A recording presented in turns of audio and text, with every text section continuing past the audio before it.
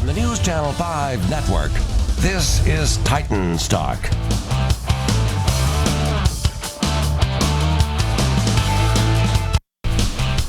Hey there, Titans Talk. It is Monday night. I thought I get confused sometimes when I'm here.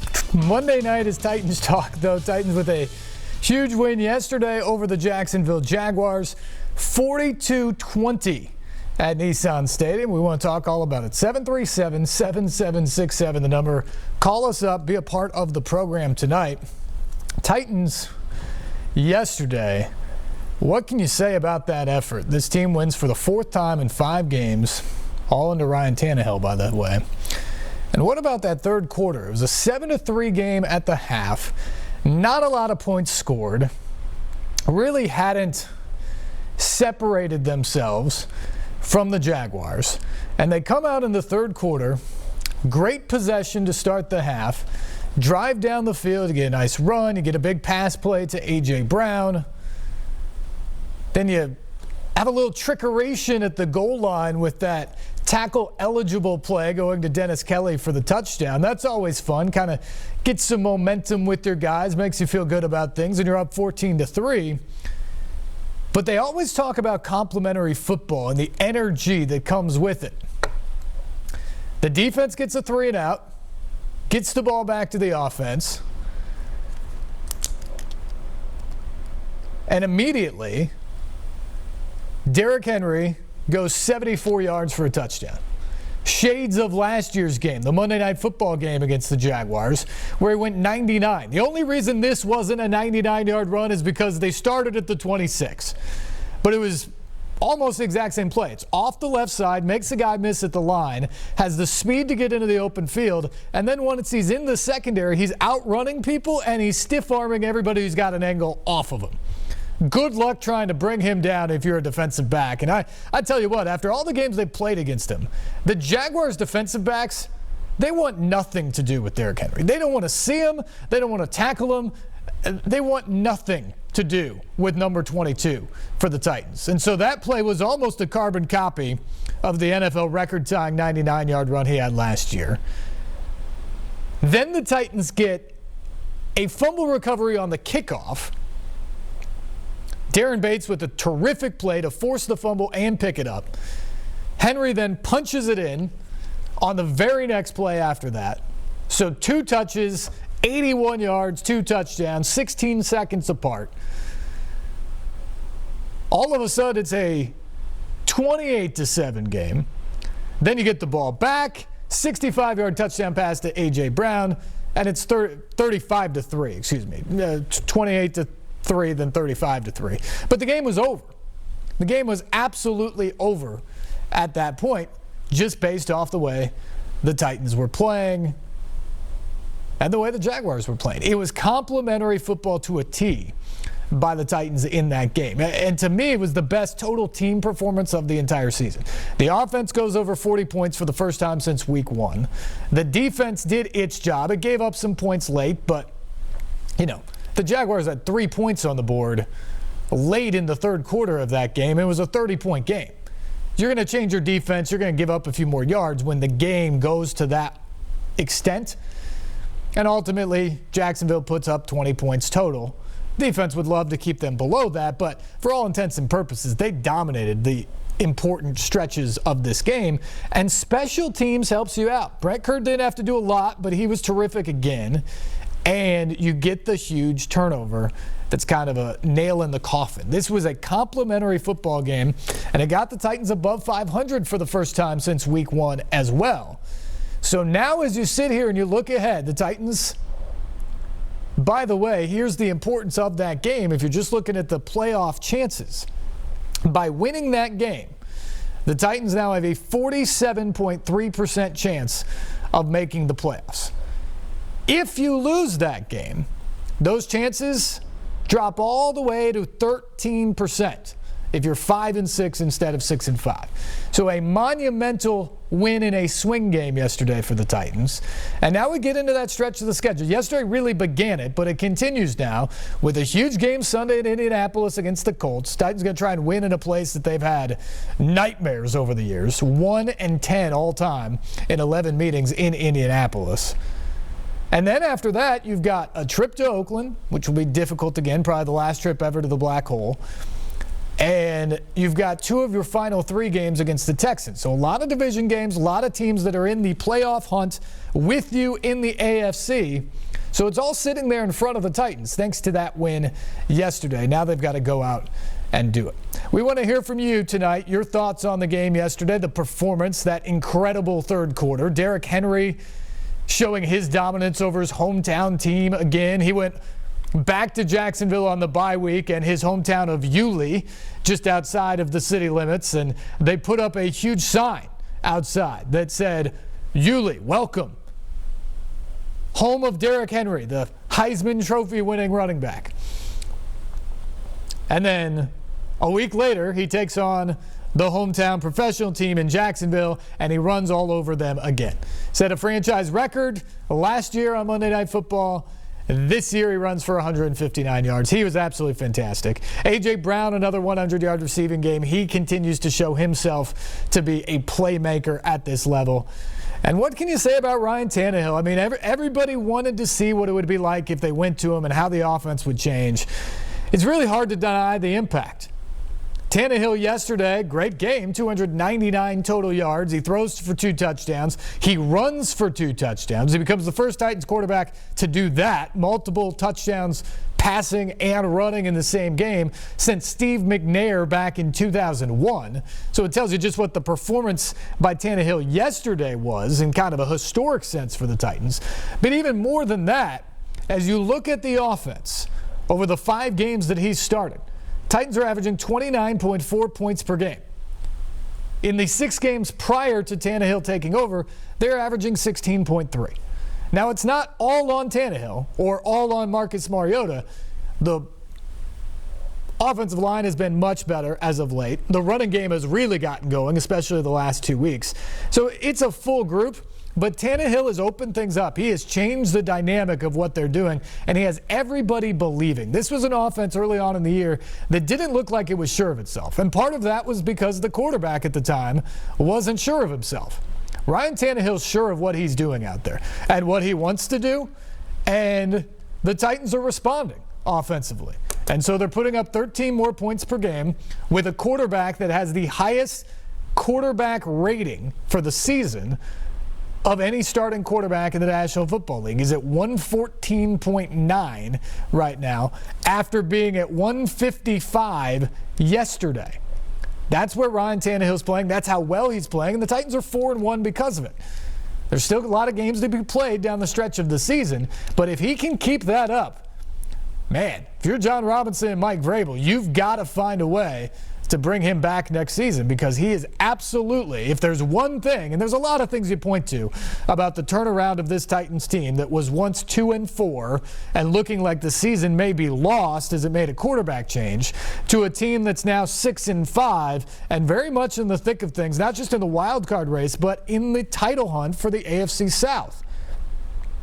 There are a lot of things to point to. But if you're looking for one individual thing, you cannot look past Ryan Tannehill and his performance leading this offense. So that's where the Titans sit right now. We want to hear from you guys tonight. 737-7767. The number. Call us up. Be a part of Titans Talk, and we'll say what's up first to LD. LD, how are you this Monday? Hey, bud. How you doing on this Monday? Doing great. Wonderful. So first of all, I just want to talk about, man, the Titans and their athletes. You know, we all know athletes can go this way or that way. But looking at it as you was, checking in on the game, I noticed a lot of things about the actual players that the Titans are playing with now. And it seems like you want to hide these type of players because of the way the NFL is. They see a team that is mediocre that comes on the rise. They try to find the weakness. but I was very, very cautious at looking. I did not see a weakness, and everybody seems to be on turf and on grass doing their job, Steve. And, it's a tremendous turnaround from how it was earlier in the season. Like I said, the Titans and the athletes, sometimes they go this way, sometimes they go that way. But when they're playing together like that and teams are seeing this, they want to find a weakness on the Titans. Where would that weakness be? Would it still be within the offensive line, or would it be in the secondary due to injuries, or where would you find that weakness at if you see one at all yourself, Steve? Yeah, LD, thanks for the call. I think it's still on the offensive line. I think up front is the area that you want to pick on if you're an opposing team. But here's part of the recipe that the Titans were able to execute yesterday that they haven't always been able to do. But if they can, I think it mitigates the weakness. The Titans yesterday didn't have negative plays for the most part. They were moving forward, running the football. They got great push yesterday as an offensive line. That's what you want to do, because that's the strength of this offensive line. Even though they as a whole maybe aren't the best in the league, they are a pretty good run-blocking offensive line. So yesterday on first and second downs, even when the Jaguars were loading the box, Derrick Henry was churning out positive yards on those plays. So now all of a sudden you're moving ahead of the sticks. So they weren't in third and long. They weren't getting penalties. Taylor Lewan, no penalties yesterday, credit to him. And so what that meant is even when they got into a situation where it's a third down, as opposed to being backed up in 3rd and 15 or 3rd and 17 or 3rd and 20, like they were time and time again in their first meeting in Jacksonville back in week 3. This time it was 3rd and 4 and 3rd and 3 and 3rd and 5. And that's much more manageable. It's much more difficult to heat up the quarterback with pressure. They brought the house all the time in Jacksonville, and they got 9 sacks because the Titans were so far behind the chains. They had to throw. Jaguars knew it, and they just kept coming. Titans were never really in that situation yesterday. And so the key, I think it's especially important against a pass rush like Jacksonville to get the lead, play from in front, play in front of the sticks. That's what the Titans did yesterday. But take that formula and use it against everybody, because the Titans don't want to have to protect Ryan Tannehill 35 times in a game. They don't want to have to protect on 3rd and 12 or 3rd and 15. Frankly, there aren't many teams in the league that do. But if you can limit it to passing 20, 25 times in a game and playing in front of the sticks, so even when you get into third down, it's 3rd and manageable and not 3rd and long, that's going to be huge for this team down the stretch. Let's go to line 2, say hello to James. James, welcome to Titans Talk. Hello? Yeah, James, you're on the air. Hey, I'm calling. I just want to ask a few questions about the new quarterback that's in now. Yeah, go ahead. Well, James, go ahead. they've been doing a lot better since this one has come in. But the last time I seen them play like this is when they had Steve McNair going. So I can actually say they've actually turned around this go on. They've certainly played much better. There's no question about that. Got anything else, James? All right, we appreciate the call. We'll move on to line 3. Say hello to Sarah. Sarah, welcome to Titans Talk. Yeah, I've called several times. I get to talk to you on the TV show. I love this show. Hats off to Tannehill again. I think he deserves a lot of credit for marrying the ingredients for all the players on this team. I have seen a huge difference in the mentality of the way they're playing the game. There are like 2 things that I wanted to ask you about, what your opinion was on this. When they were rolling the camera for about a minute, they showed Mariota, and he was on the sideline just sulking like a baby. I've never seen him like that. I know he's sad because he's not playing the game, but if he's going to say he's there to support the players, why in the world would he hide his head and just lower his head like, he didn't want to be there, And the other thing is that I've noticed in a lot of the games, it seems, I love Henry. I think he's a great player. but he does seem to run the middle. I mean, like right in the middle of a smack dab into a whole pack of guys. And then on the second half of the game, then that's when he starts running the side to the, on the outside. And it seems like where he gets more aggressive and he's better that way. And I also noticed that with Dion Lewis, too. And I'll hang up and see what you have to say about that. Sarah, before you go real quick, do you know when the part of the game that you're talking about with Mariota was? Because I didn't see that. I think it was in the third quarter after they made those 2 touchdowns. Okay. They were making those huge plays, and then after that, they showed the camera on Mariota for about a minute. And he had his hat on, and he was putting a snap on the side of his helmet and then pulling it off and then lowering his head, and he just did not have one smile on his face at all.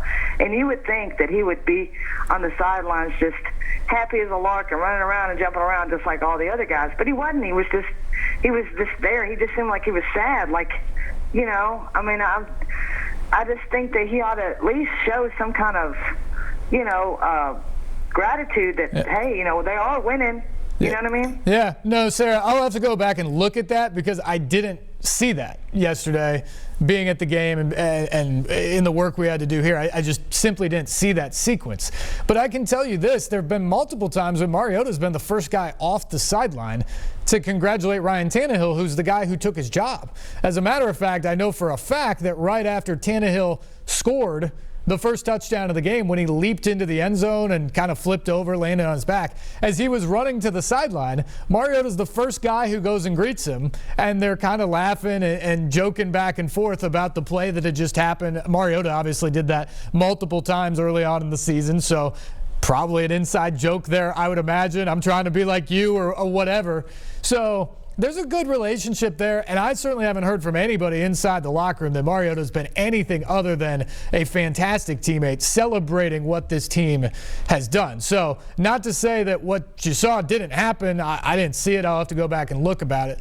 But I think one thing that you can say for sure about Marcus Mariota is he's happy for this team. He's happy for the guys around it. I'm sure he is disappointed personally that he's not the guy doing it, that it isn't working out here for him, and he'll probably be elsewhere next season. But I think he's still very much invested in this team. The only thing I'll just say about Marcus, which maybe you didn't see as much because he usually had a helmet on, is he's just a mild-mannered guy. There's not a lot of gregarious smiles from Marcus. He's just sort of even-keeled all the time. You could have the highest of highs or the lowest of lows, and you're still going to get kind of a meek, mild-mannered, kind Hawaiian all the time. It's frankly something that's endearing about Marcus, but maybe rubs people the wrong way in a competitive sense at times, and certainly he was criticized for it as a leader for the team. As far as the running game goes, I think the plan yesterday worked perfectly in what they were doing. They wanted to keep chipping away with the running game. Keep coming and keep coming and keep coming. And then in the second half, they figured that they would wear the Jaguars completely out and run them over. And that's what happened. Early on in the game, there weren't a lot of big holes there. The Jags were selling out to stuff the run and stop Henry because of his great deal of success against them in his career. And so he was getting 3 yards and running into a wall. Second half, after they'd proven that they could hit some pass plays, defense changes a little bit. You keep coming with Henry, you wear them down a little bit more. It's easier to get to the edge. All of a sudden he breaks a big one. Then he breaks a bigger one.